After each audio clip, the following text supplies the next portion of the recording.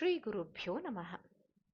ಪರಶುರಾಮ ಕ್ಷೇತ್ರದಲ್ಲಿನ ಸಪ್ತ ಮೋಕ್ಷದಾಯಕ ಕ್ಷೇತ್ರಗಳಲ್ಲಿ 4 ಕ್ಷೇತ್ರಗಳ ಬಗ್ಗೆ ನೋಡಿದ್ವಿ. ರೌಪ್ಯಪೀಠ ಅಂದರೆ ಉಡುಪಿ, ರೌಪ್ಯಪೀಠ, ಕುಮಾರಾದ್ರಿ ಕುಕ್ಕೆ ಸುಬ್ರಹ್ಮಣ್ಯ, ಕುಂಭಾಸಿ ಕುಂಭಾಶಿ, ಧ್ವಜೇಶ್ವರ ಅಂದರೆ ಕೋಟೇಶ್ವರ.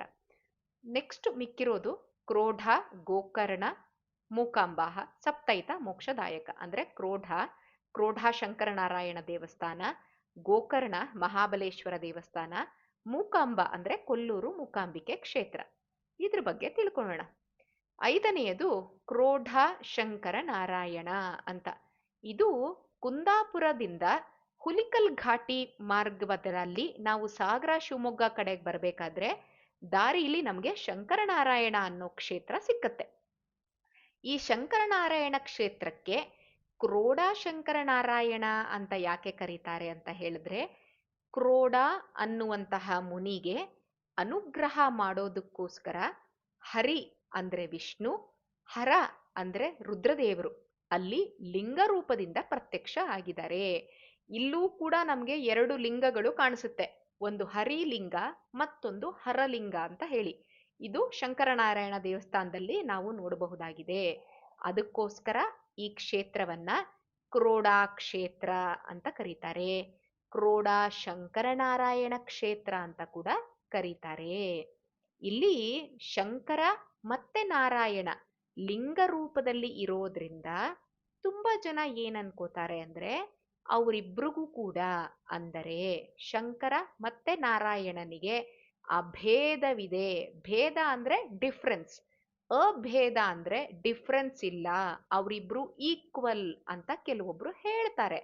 ಆದ್ರೆ ವಾದಿರಾಜರು ಇಲ್ಲ, ಶಂಕರನೇ ಬೇರೆ ನಾರಾಯಣನೇ ಬೇರೆ ಅಂತ ಸಮರ್ಥನೆ ಮಾಡ್ತಾರೆ.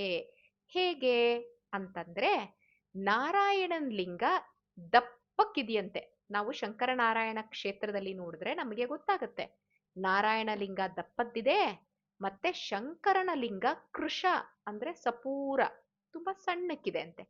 ಹಾಗಿರೋದ್ರಿಂದ ಶಂಕರನಾರಾಯಣರಿಗೆ ಲಿಂಗದಲ್ಲೇನೇ ಭೇದ ಕಾಣಿಸ್ತು ನಮ್ಗೆ. ಶಾಸ್ತ್ರದಲ್ಲೂ ಕೂಡ ಭೇದ ಇದೆ. ಅದಕ್ಕೆ ಶ್ರೀಮದಾಚಾರ್ಯರು ಪಂಚಭೇದಗಳಲ್ಲಿ ತಾರತಮ್ಯವನ್ನ ಕೂಡ ತರ್ತಾರೆ ಅವರ ತತ್ವದಲ್ಲಿ. ತಾರತಮ್ಯ ಅಂದ್ರೆ ಗ್ರಡೇಷನ್ಸ್. ಹೇಗೆ ಪ್ರತಿಯೊಂದು ಆರ್ಗನೈಸೇಷನ್ ಅಥವಾ ಇನ್ಸ್ಟಿಟ್ಯೂಷನ್ಗಳಲ್ಲಿ ನಮಗೆ ಗ್ರಡೇಷನ್ ಅನ್ನುವಂಥದ್ದು ಕಾಣುತ್ತೋ, ಹಾಗೇ ಕೂಡ ನಮ್ಮಲ್ಲೂ ಕೂಡ ನಾವೆಲ್ಲರೂ ಕೂಡ ಒಂದೇ ಅಲ್ಲ. ಮಾನುಷೋತ್ತಮರು, ಅದಾದ್ಮೇಲೆ ರಾಜರುಗಳು, ರಾಜಋಷಿಗಳು, ಅದಾದ್ಮೇಲೆ ಮಾನುಷ ಗಂಧರ್ವರು, ದೇವಗಂಧರ್ವರು, ಹೀಗೆ ಸುಮಾರೆಲ್ಲ ಗ್ರಡೇಷನ್ಸ್ ಆಗುತ್ತೆ.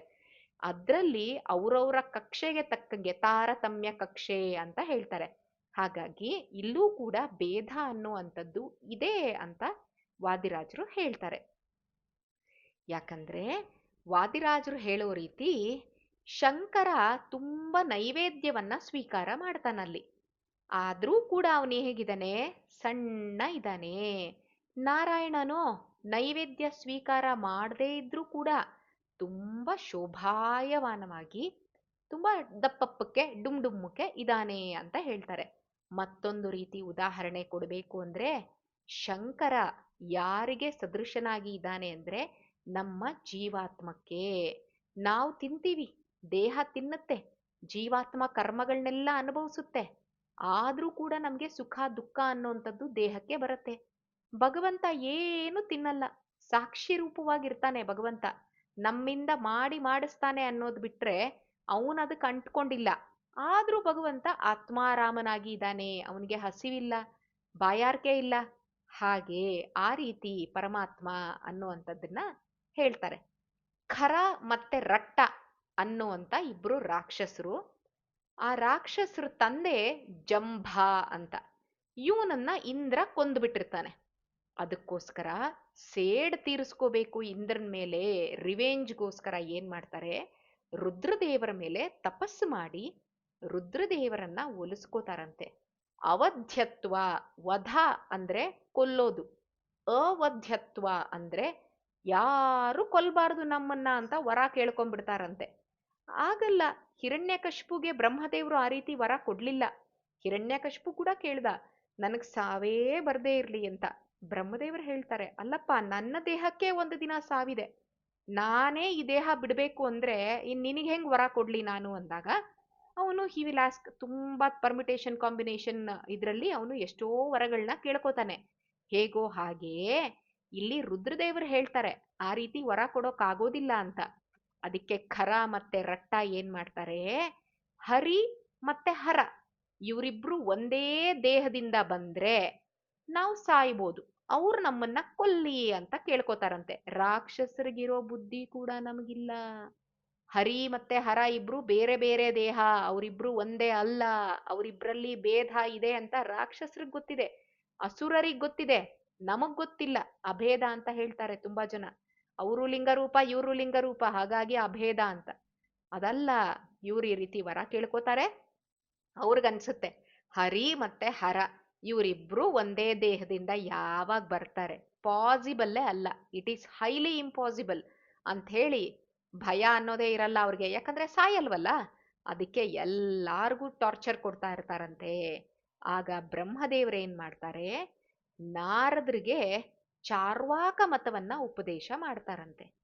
ಚಾರ್ವಾಕ ಮತವಂದ್ರೆ ಏನು ಅಂದ್ರೆ, ತುಪ್ಪ ತಿನ್ನು, ಕದ್ದು ಬಿಟ್ಟಾದ್ರೂ ತುಪ್ಪ ತಿನ್ನು, ಪಾಪ ಅನ್ನೋದಿಲ್ಲ, ಪುಣ್ಯ ಅನ್ನೋಂಥದ್ದಿಲ್ಲ, ಸ್ವರ್ಗ ಇಲ್ಲ, ನರ್ಕ ಇಲ್ಲ, ಸಾಯೋ ತನಕ ಎಂಜಾಯ್ ಯುವರ್ ಸೆಲ್ಫ್, ಯಾಕೆ ತಲೆ ಕೆಡಿಸ್ಕೋತೀಯ, ಬೇರೆಯವ್ರ ತಲೆ ಒಡ್ದಾದ್ರು ಸಾಲ ಮಾಡಾದ್ರು ಖುಷಿಯಾಗಿ ಆರಾಮಾಗಿರು, ಎಂಜಾಯ್ ಮಾಡು. ಸತ್ ಮೇಲೆ ಯಾರು ನೋಡ್ದವ್ರೇ ಇಲ್ಲ. ಯಾರಾದ್ರೂ ಬಂದು ಹೇಳಿದಾರ, ಸ್ವರ್ಗಕ್ಕೆ ಹೋದವರು ನರ್ಕಕ್ಕೆ ಹೋದವರು ಬಂದೇನಾದ್ರೂ ಹೇಳಿದ್ರೆ ನಮ್ಗೆ ನಾವು ಒಪ್ಬೇಕು. ಯಾರು ಹೋದವ್ರು ವಾಪಸ್ ಬಂದಿಲ್ಲ ಅಂದ್ರೆ ಸಾವು ಆದ್ಮೇಲೆ ಏನು ಎಕ್ಸಿಸ್ಟೆನ್ಸ್ ಅಲ್ಲೇ ಇಲ್ಲ. ಅದಕ್ಕೆ ಇರೋ ತನಕ ಖುಷಿಯಾಗಿ ಆರಾಮಾಗಿ ಎಂಜಾಯ್ ಮಾಡ್ಕೊಂಡಿರ್ಬೇಕು ಅಂತ ಚಾರ್ವಾಕ ಹೇಳ್ಕೊಟ್ಟಂತಹ ಸಿದ್ಧಾಂತ. ಅದೇ ನಾನೇ ದೇವ್ರು, ನನ್ನನ್ ಬಿಟ್ರೆ ಇನ್ಯಾರೂ ಇಲ್ಲ ಅಂತ ಇವರೆಲ್ಲ ಏನ್ ಮಾಡ್ತಾರೆ, ಮೆರೆಯೋದಿಕ್ಕೆ ಶುರು ಮಾಡ್ತಾರೆ.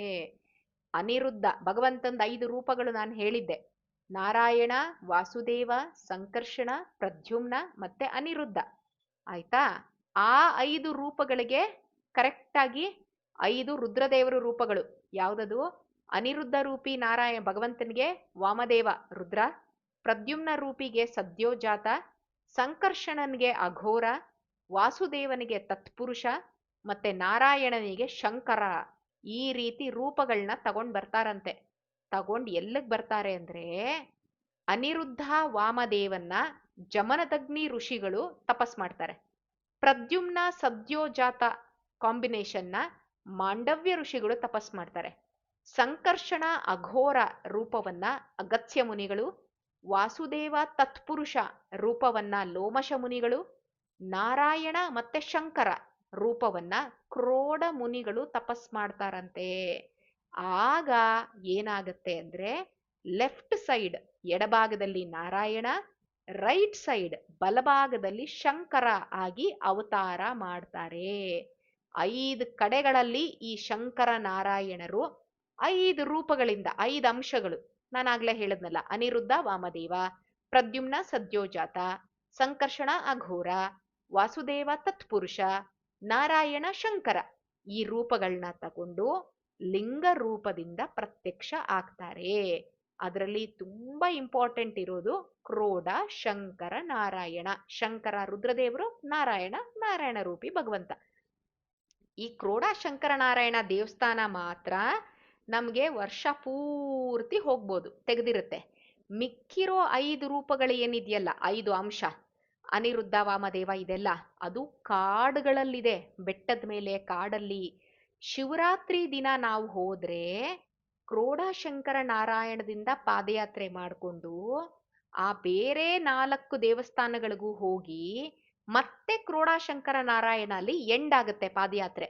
ಬೆಳಿಗ್ಗೆ ಅರ್ಲಿ ಮಾರ್ನಿಂಗ್ ಶುರು ಮಾಡಿದ್ರೆ ಈವ್ನಿಂಗ್ ಒಂದು 6 o'clock ಅಷ್ಟೊತ್ತಿಗೆ ವಾಪಸ್ ಬರ್ತಾರಂತೆ. ಆ ದಿನ ಬಿಟ್ರೆ ಬೇರೆ ಯಾವ ದಿನ ಕೂಡ ಇಟ್ ಈಸ್ ನಾಟ್ ಅಪ್ರೋಚಬಲ್, ಕಾಣಿಸಲ್ಲ, ನಮಗ್ ಹೋಗೋದಕ್ಕೆ ಆಗಲ್ಲ, ಆಕ್ಸೆಸ್ ಅನ್ನೋ ಅಂಥದ್ದು ಇಲ್ಲ. ಆ ದಿನ ಮಾತ್ರ ಗುಂಪಲ್ಲಿ ಹೋಗ್ತಾರಲ್ಲ ಅವರು, ಇಲ್ದಿದ್ರೆ ಕಾಡುಗಳಲ್ಲಿ ಕಾಡು ಪ್ರಾಣಿಗಳೆಲ್ಲ ಇರತ್ತಲ್ಲ, ನಮ್ಗೆ ತೊಂದರೆಗಳಾಗತ್ತೆ. ಸೊ 5 ದೇವಸ್ಥಾನ ನೋಡ್ಬೇಕು ಅಂದ್ರೆ ಶಿವರಾತ್ರಿ ದಿನ ಹೋದ್ರೆ ನಮ್ಗೆ ಸಿಗ್ತಾರೆ ಭಗವಂತ ಈ 5 ಇದರಿಂದ. ಈ ಶಂಕರ ನಾರಾಯಣರು ಏನ್ ಮಾಡ್ತಾರೆ, ಅವ್ರು ಕೇಳ್ಕೊಂಡಿದ್ರಲ್ಲ ವರ, ನಾರಾಯಣ ಶಂಕರ ಇಬ್ರೂನು ಒಂದೇ ದೇಹದಲ್ಲಿ ಬಂದ್ರೆ ನಮ್ಮನ್ನ ಕೊಲ್ಬೋದು ಅಂತ. ಬಂದೇನ್ ಮಾಡಿದ್ರು, ಖರ ಮತ್ತೆ ರಟ್ಟಾಸುರನನ್ನ ಸಂಹಾರ ಮಾಡಿ ಲೋಕಕ್ಕೆ ಕ್ಷೇಮವನ್ನ ಕೊಡುತ್ತಾರೆ. ಮತ್ತೆ ಯಾರೇ ಭಕ್ತರು ಹೋದ್ರೂ ಕೂಡ ಆ ಭಕ್ತರಿಗೆ ಒಳ್ಳೇದನ್ನ ಮಾಡ್ತಾ ಇದ್ದಾರೆ. ಇನ್ನು ಮುಂದಿಂದು ಕೊಲ್ಲೂರು ಅಲ್ಲ, ಗೋಕರ್ಣ ಕ್ಷೇತ್ರ. ಗೋಕರ್ಣ ಅನ್ನುವಂಥದ್ದು ಮಹಾಕ್ಷೇತ್ರ, ತುಂಬಾ ಫೇಮಸ್. ಇದು ವಿಶಾಲ ಕರ್ನಾಟಕದಲ್ಲಿ ಎಲ್ಲಿದೆ, ಕಾರವಾರ ಜಿಲ್ಲೆ ಕುಮಟಾ ತಾಲೂಕಲ್ಲಿದೆ. ಅರಬ್ಬಿ ಸಮುದ್ರ ತೀರದಲ್ಲಿದೆ. ಗೋಕರ್ಣದಿಂದ ವಾಕಬಲ್ ಡಿಸ್ಟೆನ್ಸ್ ಅರಬ್ಬಿ ಸಮುದ್ರ ಬೀಚ್. ಗೋಕರ್ಣದಲ್ಲಿ ರಾವಣನ ಕಾಲದಲ್ಲಿ ಪ್ರತಿಷ್ಠಾಪನೆ ಆಗಿರುವಂತ ಮಹಾಬಲೇಶ್ವರ ಲಿಂಗ ಇದೆ. ಈ ಕ್ಷೇತ್ರದ ಮುಖ್ಯ ದೇವತೆ ಅಂದ್ರೆ ಅವರೇ ರುದ್ರದೇವರು. ಮಹಾಬಲೇಶ್ವರ ಯಾವ ರೀತಿ ಇದ್ದಾನೆ ಅಂದ್ರೆ, he is facing towards the C, ಸಾಗರಕ್ಕೆ ಅಭಿಮುಖನಾಗಿ ಇದ್ದಾನೆ ರುದ್ರದೇವರು. ದೇವಸ್ಥಾನದ ಲೆಫ್ಟ್ ಗಣಪತಿ ದೇವಸ್ಥಾನ ಇದೆ, ರೈಟ್ ಸೈಡ್ ಕಾಶಿ ಗುಡಿ ಅಂತ ಇದೆ. ಇಲ್ಲಿ ವರ್ಷಕ್ಕೊಂದ್ಸರಿ ಗಂಗೆ ಬರ್ತಾಳೆ ಅಂತ ಇವತ್ತಿಗೂ ಕೂಡ ಪ್ರಸಿದ್ಧಿ ಇದೆ. ತುಂಬಾ ವಿಸ್ತೀರ್ಣವಾಗಿರೋ ಕೋಟಿ ತೀರ್ಥ ಅನ್ನುವಂಥ ಕೆರೆ ಕೂಡ ಇದೆ ಇಲ್ಲಿ. ಗೋಕರ್ಣದಲ್ಲಿ ಮಹಾಶಿವರಾತ್ರಿ ದಿನ ರಥೋತ್ಸವ ತುಂಬಾ ವಿಜೃಂಭಣೆಯಿಂದ ನಡೆಯುತ್ತೆ. ಸಾವಿರಾರೇನು ಲಕ್ಷಗಟ್ಲೆ ಜನ ಬರ್ತಾರೆ. ಅಷ್ಟು ಚೆನ್ನಾಗಿದೆ. ನೇಚರು ಚೆನ್ನಾಗಿದೆ, ಬೀಚ್ ಎಲ್ಲ ಇದೆ. ಜೊತೆಯಲ್ಲಿ ತುಂಬಾ ಸ್ಪಿರಿಚುವಲಿ ಕೂಡ ವೆರಿ ಎನ್ಲೈಟನ್ಡ್ ಸ್ಪೇಸ್ ಆಗಿದೆ ಇದು. ಆಯ್ತಾ? ಇಲ್ಲಿ ಮಹಾಬಲೇಶ್ವರ ಮತ್ತೆ ಗಣಪತಿ ವಾದಿರಾಜರು ಯಾವ ರೀತಿ ವರ್ಣನೆ ಮಾಡ್ತಾರೆ ಅಂತಂದ್ರೆ, ನಾವಿವಾಗ ಯಾರಿಗಾದ್ರೂ ಸೀಕ್ರೆಟ್ ಆಗಿ ಏನಾದ್ರೂ ವಿಚಾರ ಹೇಳ್ಬೇಕು, ಏನಂತ ಹೇಳ್ತೀವಿ, ಕುತ್ಕೊಂಡು ಲಿವಿಂಗ್ ರೂಮಲ್ಲಿ ಹೇಳಲ್ಲ, ಎಲ್ರಿಗೂ ಕೇಳಿಸೋರ್ ತರ, ಅಥವಾ ಬೀದಿಲಿ ನಿಂತ್ಕೊಂಡು ಮಾತಾಡಲ್ಲ, ಕಿವಿ ಹತ್ರ ಬಂದು ಗುಸ್ಗುಸು ಪಿಸ್ಪಿಸು ಅಂತ ಹೇಳ್ತೀವಿ ನಾವು. ಹಾಗೆ ಅಂದ್ರೆ ಮೋಸ್ಟ್ ಸೀಕ್ರೆಟ್ ಆಗಿ ಏನೋ ವಿಚಾರ ಮಾತಾಡ್ತಾ ಇದ್ದೀವಿ ಅಂದ್ರೆ ಕಿವಿ ಹತ್ರ ಬಂದು ಹೇಳ್ತೀವಲ್ವಾ, ಹಾಗೇನೆ ಇಲ್ಲಿ ಶೈವ ಮತ ಅಂದ್ರೆ ಶೈವಿಸಂ, ಈಶ್ವರನ ಕುರಿತಾಗಿ ಮತವನ್ನ ಪ್ರವರ್ತಕ ಮಾಡಿದವ್ರು ಯಾರು, ರುದ್ರದೇವರೇ. ಆ ರುದ್ರದೇವರು ದೂರದಲ್ಲಿ ಓಪನ್ ಸ್ಪೇಸ್ ಅಲ್ಲಿ ನಿಂತ್ಕೊಂಡು ಹೇಳಿದ್ರೆ ಎಲ್ಲಾರು ಕೇಳಿಸ್ಕೊಂಡ್ಬಿಡ್ತಾರಲ್ಲ. ಆಗ ಯಾಕೆ ಈ ರೀತಿ ಮಾಡ್ತಾರೆ, there is a big confusion. ತುಂಬಾ ಜನ ಕನ್ಫ್ಯೂಷನ್ ಇದೆ. ಸ್ಕಾಂದ ಬರ್ತಾನೆ, ಸ್ಕಾಂದ ಮತವನ್ನ ಹೇಳ್ತಾನೆ, ರುದ್ರದೇವರು ಬರ್ತಾರೆ, ಶೈವ ಮತವನ್ನ ಹೇಳ್ತಾರೆ. ಯಾಕೆ ಪ್ರಚಾರ ಮಾಡ್ಬೇಕು? ಅವ್ರು ನೋಡಿದ್ರೆ ವಿಷ್ಣು ಸರ್ವೋತ್ತಮ ಅನ್ನುವಂಥದ್ದನ್ನ ನಂಬುತ್ತಾರೆ, ಅದನ್ನೇ ಅಳವಡಿಸ್ಕೋತಾರೆ. ವೈಷ್ಣವನ ಯಥಾಶಂಭು, ವೈಷ್ಣವರಲ್ಲಿ ಅಗ್ರಗಣ್ಯನಾಗಿರುವಂತವನು ರುದ್ರದೇವರು. ಹಾಗಾದ್ರೆ ರುದ್ರದೇವರು ನಾರಾಯಣನನ್ನ ಆರಾಧನೆ ಮಾಡಿಕೊಂಡು ಅವ್ರು ಯಾಕೆ ಶಿವನೇ ಸುಪ್ರೀಂ ಅನ್ನೋ ಅಂತ ಮತನ ಕೊಡ್ಬೇಕು? ಸ್ಕಂದ ನಾರಾಯಣನನ್ನ ಆರಾಧನೆ ಮಾಡಿಕೊಂಡು ಸ್ಕಂದನೇ ಸುಪ್ರೀಂ ಅನ್ನೋ ಮತನ ಯಾಕೆ ಕೊಡ್ಬೇಕವನು ಅಂತಂದ್ರೆ, ಅಜ್ಞಾನಿಗಳಿಗೆ ಆ ಮತದಲ್ಲಿ ಆಸಕ್ತಿ ಬರ್ಲಿ. ಯಾಕಂದ್ರೆ ಅವ್ರಿಗೆ ಮೋಕ್ಷ ಅನ್ನೋಂಥದ್ದಿಲ್ಲ, ಮೋಕ್ಷ ಯೋಗ್ಯ ಜೀವಿಗಳಲ್ಲ ಅವರು. ಹಾಗಾಗಿ ಮೋಕ್ಷ ಯೋಗ್ಯ ಜೀವಿಗಳಲ್ಲ ಅಂದ್ರೆ ಅವ್ರಿಗೆ ನಾವು ಮೋಕ್ಷಕ್ಕೆ ಕರ್ಕೊಂಡು ಹೋಗಿ ಏನ್ ಮಾಡ್ಬೇಕಾಗಿದೆ? ಅದಕ್ಕೋಸ್ಕರ ಏನ್ ಮಾಡ್ತಾರೆ, ಅವ್ರನ್ನ ದಾರಿ ತಪ್ಪಿಸೋದಕ್ಕೋಸ್ಕರ ಈ ರೀತಿ. ಈಗ ಎಲ್ಲಾರು ಕೂಡ ಮೇ ಬಿ 90% 95% ಬಂದಿರಬಹುದು ಅಂತ ಅನ್ಕೋಣ. ಒಂದು 50 ಜನ, ಒಂದು 100 ಜನಕ್ಕೆ ಸೆಕೆಂಡ್ PUCಲಿ. ಆದ್ರೆ ಎಲ್ರೂ ನೀಟಲ್ಲಿ ಕ್ರ್ಯಾಕ್ ಆಗಿ ಸೀಟ್ ತಗೊಂಡ್ಬಿಡ್ತಾರ? ನೀಟ್ ಪೇಪರ್ ಹೇಗೆ ರೆಡಿ ಮಾಡಿರ್ತಾರೆ? ನೀಟ್ ಪೇಪರ್ ಅಲ್ಲಿ ಅದೇ ಲಾಸ್ಟ್ ಇಯರ್ ಸ್ಟ್ಯಾಟಿಸ್ಟಿಕ್ಸ್ ನೋಡಿದ್ರೆ ಗೊತ್ತಾಗುತ್ತೆ, ಅರೌಂಡ್ 2.5 lakhs ಸ್ಟೂಡೆಂಟ್ಸ್ಗಳು ರಿಜಿಸ್ಟ್ರೇಷನ್ ಮಾಡಿ ಅದರಲ್ಲಿ 2,30,000, ಅದರಲ್ಲಿ 20,000 ಅಲ್ಲೇ ಪಾಪ ಫಿಲ್ಟರ್ ಆಗೋದ್ರು. 2,30,000 ಚಿಲ್ಲರೆ ಅವರು ಎಕ್ಸಾಮ್ ಬರೀತಾರೆ, ಅದರಲ್ಲಿ ಪಾಸ್ ಆಗೋದು 1,00,000 ಚಿಲ್ಲರೆ ಎಷ್ಟೋ, ಅದರಲ್ಲಿ ಮತ್ತೆ ಸೀಟ್ ಇರೋದು ಇನ್ನೂ ಕಡಿಮೆ. ಹಾಗಾದ್ರೆ ಬರ್ದೋರ್ಗೆಲ್ಲ ಸೀಟ್ ಕೊಡಲ್ವಲ್ಲ? ಯಾರಿಗೆ ಸೀಟ್ ಕೊಡ್ತಾರೆ? ಯಾರು ನಿಜವಾಗ್ಲೂ ಎಲಿಜಿಬಲ್ ಆಗಿದಾರೋ ಅವ್ರಿಗೆ ಸೀಟ್ ಸಿಕ್ಕತ್ತೆ. ಹೇಗೋ ಹಾಗೆ ಆ ರೀತಿ ಕ್ವಶನ್ ಪೇಪರ್ನ ಅವರು ರೆಡಿ ಮಾಡಿರ್ತಾರೆ. ಅದೇ ರೀತಿ ಇವು ಕೂಡ ಯಾಕೆ ಈ ರೀತಿ ಆಗತ್ತೆ ಅಂತಂದ್ರೆ, ಅವ್ರಿಗೆ ಆ ಪೇಪರ್ನ ಕ್ರ್ಯಾಕ್ ಮಾಡುವಂತ ಯೋಗ್ಯತೆ ಇರಲ್ಲ, ಹೇಗೋ ಆ ಥರ. ಹಾಗಿರೋದ್ರಿಂದ ಭಗವಂತಂದೆಲ್ಲ ಒಂದೊಂದು ಇದು ಲೀಲೆಗಳು. I don't want to get into detail in ಇದರಲ್ಲಿ. ಅದಕ್ಕೋಸ್ಕರ ಗೋಕರ್ಣ, ಗೋ ಅಂದ್ರೆ ಭೂದೇವಿ ಗೋರೂಪ ತಗೊಂಡಿದ್ಲು ಅವಾಗ ತುಂಬಾ ಒಂದು ಕಾಲದಲ್ಲಿ ತಗೊಂಡು ಬ್ರಹ್ಮನ ಹತ್ರ ಹೋಗ್ತಾಳೆ. ತುಂಬಾ ಜನ ಆಗ್ಬಿಟ್ಟಿದಾರಪ್ಪ ರಾಕ್ಷಸರು, ಭೂಮಿ ತಡ್ಕೊಳಕ್ ಆಗ್ತಾ ಇಲ್ಲ ನನಗ್ ಭಾರ ಅಂತ. ಸೊ ಯಾಕಂದ್ರೆ ಗೋ ಬ್ರಾಹ್ಮಣ ಹಿತಾಯಚ, ಭಗವಂತ ಹಸು ಕಂಡ್ರೆ ತುಂಬಾ ಪ್ರೀತಿ ಭಗವಂತಂಗೆ. ಅದಕ್ಕೆ ಅವನು ಇಷ್ಟವಾಗಿರೋ ರೂಪದಲ್ಲೇ ಹೋಗೋಣ, ಬೇಗ ಬರ್ತಾನೆ ಅಂತ ಅನ್ಕೊಂಡು ಭೂಮಿ ಗೋರೂಪ ತಗೊಂಡು ಹೋಗ್ತಾಳಲ್ಲ. ಹಾಗೆ ಗೋಕರ್ಣ ಅನ್ನುವಂಥದ್ದು ಭೂಮಿ ದೇವಿದು ಕಿವಿಲಿ ಹೇಳುವಂತ ರಹಸ್ಯವನ್ನ ಈಶ್ವರ ಹೇಳ್ತಾ ಇದ್ದಾನಂತೆ. ಯಾವ ಜನ ಹರಿಸ್ಮರಣಾ ಪೂರ್ವಕವಾಗಿ ಅಂದ್ರೆ ಭಗವಂತನ ಪ್ರೀತ್ಯರ್ಥವಾಗಿ ನಾವು ಕರ್ಮಗಳನ್ನ ಮಾಡ್ತಾ ಹರಿಭಕ್ತರಲ್ಲಿ ಯಾರು ಭಗವಂತನ ಭಕ್ತರಿರ್ತಾರೆ ಅವರು ಗೌರವವನ್ನ ಕೊಡ್ತಾ ಇದ್ರೆ, ಯಾರು ನನ್ನನ್ನ ಅಂದ್ರೆ ಭಗವಂತ ಇಲ್ಲಿ ಹೇಳ್ತಾ ಇರೋದು ರುದ್ರದೇವರು, ನನ್ನನ್ನ ಅಂದ್ರೆ ರುದ್ರದೇವರನ್ನ, ಹರಿಭಕ್ತ ಅಂದ್ರೆ ವೈಷ್ಣವ ಅಂತ ಯಾರು ಪೂಜೆ ಮಾಡ್ತಾರೋ ಅವ್ರ ಆಸೆನೆಲ್ಲ ಭೂದೇವಿ ಬೇಗ ಕೊಡು ನೀನು ಅಂತ ಸೀಕ್ರೆಟ್ ಹೇಳ್ತಾ ಇದ್ದಾನೆ ರುದ್ರದೇವರು ಭೂದೇವಿಗೆ. ಅದಕ್ಕೆ ಇವತ್ತಿಗೂ ಕೂಡ ಗೋಕರ್ಣ ಕ್ಷೇತ್ರ ಅನ್ನುವಂಥದ್ದು ಹಸುವಿನ ಕಿವಿ ಆಕಾರದಲ್ಲಿದೆ ಅಂತ ಹೇಳ್ತಾರೆ. ಅಂತ ಮಹಾಬಲೇಶ್ವರ ಗೋಕರ್ಣದಲ್ಲಿ ಇದ್ದಾನೆ. ಗೋಕರ್ಣ ಕ್ಷೇತ್ರಕ್ಕೆ ಕೆಲವೊಂದು ಪುರಾಣಗಳಲ್ಲಿ ಬೇರೆ ಬೇರೆ ತರ ಕಥೆಗಳಿದೆ. ಅಂದ್ರೆ though it is slightly difference, ಅದು ಇನ್ ಎ ನಟ್ ಶೆಲ್ ಅದೆಲ್ಲ ಒಂದೇ ತರನೇ ಇದೆ. ರಾವಣ ಈಶ್ವರನ್ ಕುರಿತು ತಪಸ್ ಮಾಡ್ತಾ ಇರ್ತಾನೆ. ಆಗ ಈಶ್ವರ ಪ್ರಸನ್ನ ಆಗಿ ಅವಂದು ಸನ್ನಿಧಾನ ಇರುತ್ತೆ, ಆ ಲಿಂಗ ಕೊಟ್ಬಿಟ್ಟು ಈ ಲಿಂಗ ನಿನ್ ಮನೇಲಿರೋ ತನಕ ಯಾರು ನಿನ್ಗೆ ಸೋಲ್ಸಕ್ಕಾಗಲ್ಲ, ಅದಕ್ಕೆ ದಾರಿಲೆಲ್ಲೂ ಇಡಬೇಡ ಈ ಲಿಂಗನ, ಇಟ್ರೆ ಮತ್ತೆ ತಗೊಂಡೋಗಕ್ಕಾಗಲ್ಲ ನೋಡು ಅಂತ ಹೇಳಿ ಕಳಿಸ್ತಾನೆ. ಮತ್ತೊಂದು ಪುರಾಣದಲ್ಲಿ ಏನ್ ಹೇಳುತ್ತೆ, ರಾವಣನ್ ತಾಯಿ ಕೈಕಸೆ ಇರ್ತಾಳಲ್ಲ, ಅವಳು ರಾಕ್ಷಸಿ. ರಾವಣನ್ ತಂದೆ ಬ್ರಾಹ್ಮಣ, ರಾವಣನ್ ತಾಯಿ ರಾಕ್ಷಸಿ ಕೈಕಸೆ. ಅವಳು ಮರಳಲ್ಲಿ ಲಿಂಗ ಮಾಡಿ ಮಾಡಿ ಪ್ರತಿದಿನ ಪೂಜೆ ಮಾಡ್ತಿರ್ತಾಳಂತೆ. ಸಮುದ್ರದ ದಡ ಅಲ್ವಾ ಅದು ಲಂಕೆ, ಶ್ರೀಲಂಕಾ. ಸಮುದ್ರದ ದಡದಲ್ಲಿ ಪೂಜೆ ಮಾಡ್ಬೇಕಾದ್ರೆ ಸಮುದ್ರದ ಅಲೆ ಬಂದು ಲಿಂಗ ಕೊಚ್ಕೊಂಡು ಹೋಗ್ಬಿಡತ್ತಂತೆ. ಅದಕ್ಕೋಸ್ಕರ ತುಂಬಾ ದುಃಖ ಆಗುತ್ತೆ ಆ ತಾಯಿಗೆ. ಅವಳಿಗೆ ಸಂತೋಷ ಮಾಡಬೇಕು ಅಂತ ರಾವಣ ಕೈಲಾಸಕ್ಕೆ ಹೋಗ್ತಾನಂತೆ.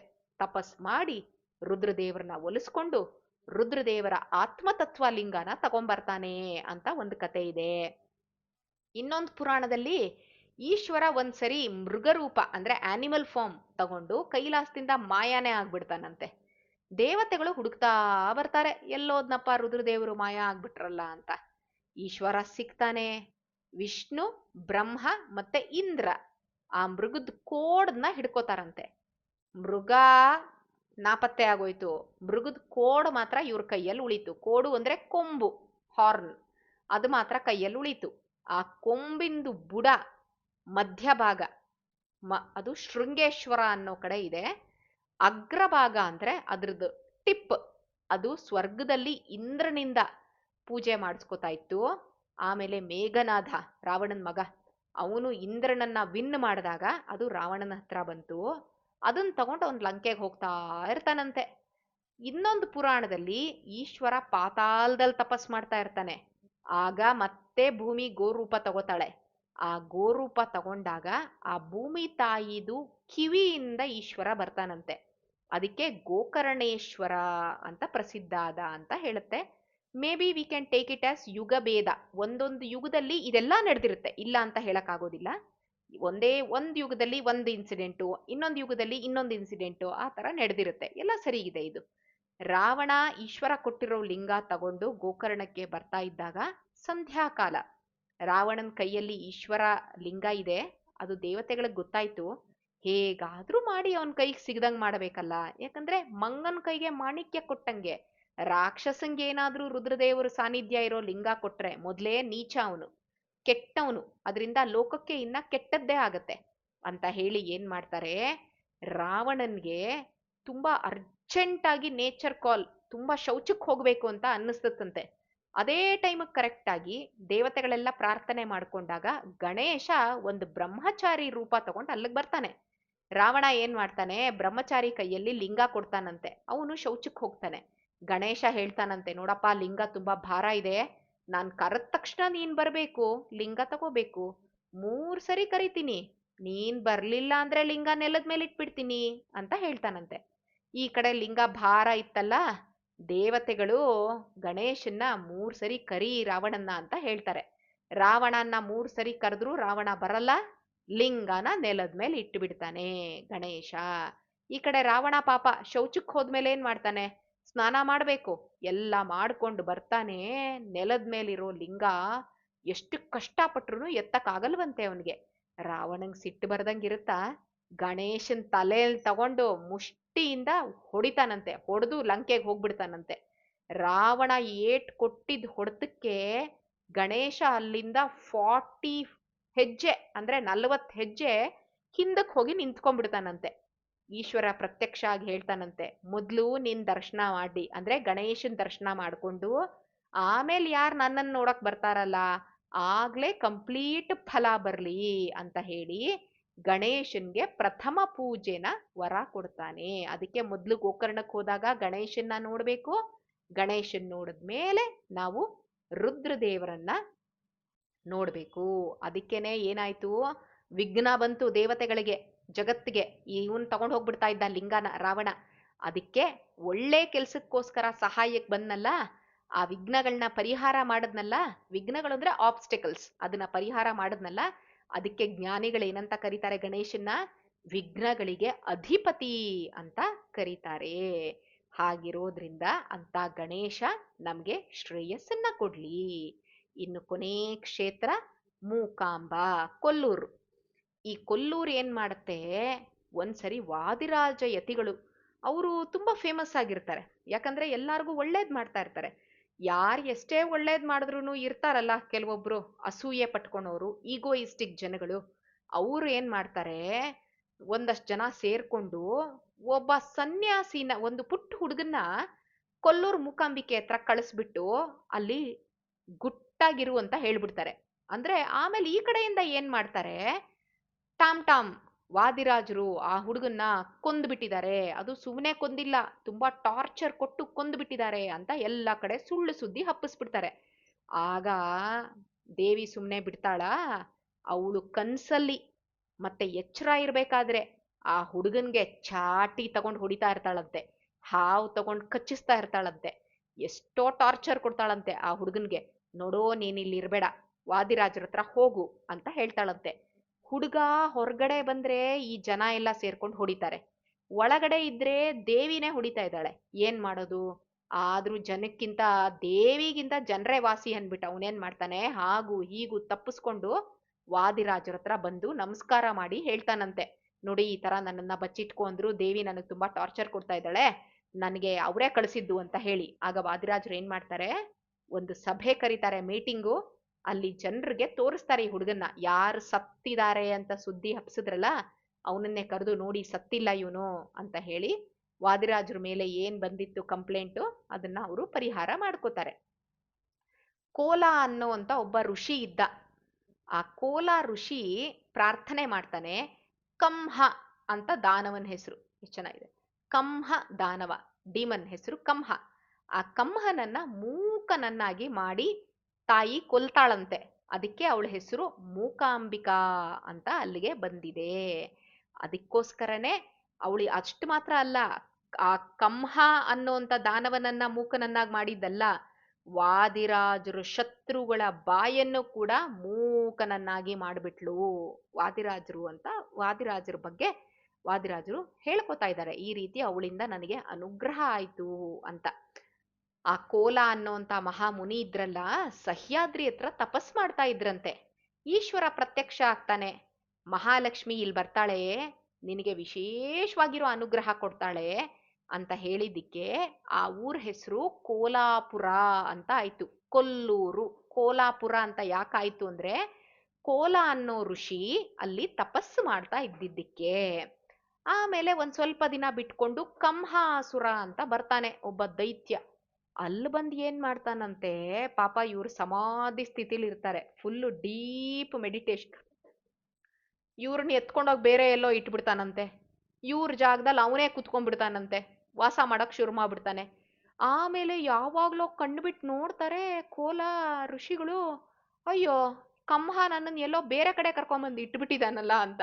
ಆಶ್ರಮಕ್ಕೆ ಹೋಗ್ತಾರೆ, ನೋಡಿದ್ರೆ ಆಶ್ರಮದಲ್ಲಿ ಕಂಹ, ಅವನ್ ಫ್ರೆಂಡ್ಸು ಅಸೋಸಿಯೇಟ್ಸು ಮಹಿಷ ಅವರೆಲ್ಲ ಬಂದ್ಬಿಟ್ಟಿರ್ತಾರಂತೆ. ಮಹಿಷಾಸುರ ಮರ್ದಿನಿ ಅಂತ ಕೇಳಿರ್ಬೋದು ನಾವು.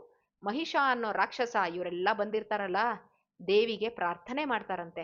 ಆಗ ಮಹಾಲಕ್ಷ್ಮಿ ಅಲ್ಲಿಗೆ ಬಂದು ಮಹಿಷಾಸುರನನ್ನ ಕೊಲ್ತಾಳೆ. ಆ ಯುದ್ಧ ನೋಡೋದಿಕ್ಕೆ ತುಂಬಾ ಜನ ಬಂದಿರ್ತಾರೆ ದೇವತೆಗಳೆಲ್ಲ.